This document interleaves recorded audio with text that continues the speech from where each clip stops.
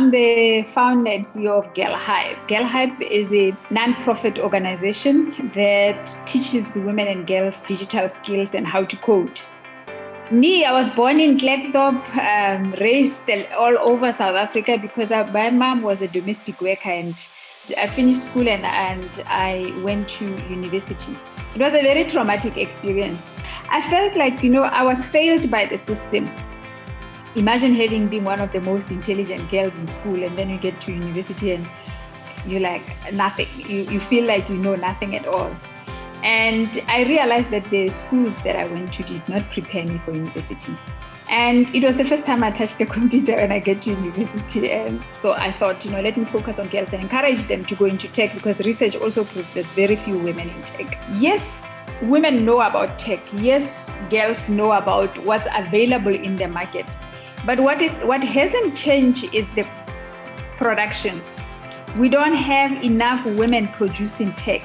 So if you look at all the startups, only 2% of the startups funded in the world are female-owned. But when you go high up on the hierarchy, there isn't enough executives. There isn't enough women going to PhD level. The technical jobs and the environment was very designed for males. Thanks to COVID, that has changed because it shows that women can work from home. In the technical space that I work in, nothing has changed. It's still the same. What has changed is the opportunity. We're forgetting that humanity comes in different forms, and we should try to drive it into young boys, that there's no roles that are very feminine, whether they like it or they don't. AI is going to change this whole damn world. We are competing with something different. Come AI, all these things that women are doing, these little roles that women are doing of cleaning and what are going to disappear, and machines can do them because these are repetitive tasks. Women know how to multitask. They know how to do a software engineering and be a mom and multitask. Now, once you remove that, I think given that 50% of the time has been raising children and the jobs that are going to be left are going to need a lot of human element. They're not a lot of empathy, a lot of compassion, a lot of understanding how to embed that into a machine. We need this diversity space, and that's where women excel. I always say communities and network is what makes everything. When I started learning how to code, it was a man who introduced me on how to code. 1 hour, and that was it. I was sold. I walked out of university with an intention of encouraging girls to learn how to use computers. Because I've been doing this, going to the internet shops, building PowerPoint presentations every day. And this guy at an internet shop that I had been going on for 2 years said to me, why don't you just design a website for all that? So I said, okay, cool, show me how to do that. Within 1 hour, I had designed a website on front page. When I published my first website, I said to myself, this is what I'm going to be teaching the girls. So when I was learning HTML, CSS, I went to the British Council's meeting invited by a friend. I said to them, I can teach girls how to code. So I went home and I told my husband, who then went to his work and told all his IT department colleagues that his wife is teaching girls how to code. They all came to my house every Saturday for almost 2 months. And every Saturday they were teaching me how to code. And I had learned so much, and then the foundation of GirlHYPE was formed, because till this day, we still take people who work in the industry to come and teach the girls how to code. And they are still mentors. So corporates provide us with mentorship. They provide us with sponsorship. They provide us with all those role models. I always say to people, if I were to focus on how I became a leader in tech, I would cry. It breaks your spirit.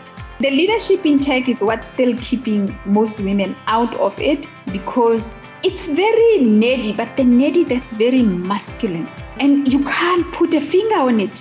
Why women can't stay. It's things, the subtle things that are being said, subtle things that are being done. When people say you are a leader, I always have to deal with my imposter syndrome, because I know that when I compare myself to some of the guys when they walk the boardroom and how they speak and what they've produced, and that's what we get measured on. I think for the girls, what we do is we've got a program that we partner with. It's a US-based program called Technovation. It teaches them how to lead, public speaking, because with coding comes logic thinking ability, writing skills, and all those embedded skills that one wouldn't normally learn from somewhere. What I like about coding is that if you don't have writing skills, communication skills, logical thinking ability, then you can't be a coder. If you compare a person who was mentored before, they have that resilience. They walk into a boardroom and they contribute. They add value to corporates. We have to show girls that you can't fail. It's just an illusion. Boys are taught this word fail in a different format. Do it until you get it right.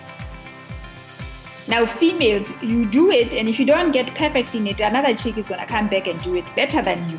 And we've created this competition around women. So what we're trying to also do is to say, let's work together, let's collaborate. And for you to get a better product as a team of 5 or 6 girls, the only way it's for that is to know that one of us is our best developer, one of us is the best marketer, one of us can talk very well. If I can't talk well, it's fine. Let me take a step back and build this platform. And she can go sell the platform and she will be the one doing the public speaking when we need that. And over a period of time, you learning, you passing on the skills to each other. And one of the things we want to do is to get an online platform for women and girls. GirlHYPE was built around face-to-face model, where we wanted to see the girls, we wanted to be with them, wanted to mentor them. And when COVID started, it really took us out of our comfort zone to say, how do we do this? We need chatbots that can speak as a human being and embed into them quick answers for people who are shy, because they won't open up online compared to when I'm sitting in front of them and they open up to me. Personally, as Baratang, I would have never been where I am today if I didn't have mentors and coaches. The openness to learning is what, for me, takes a person to another level.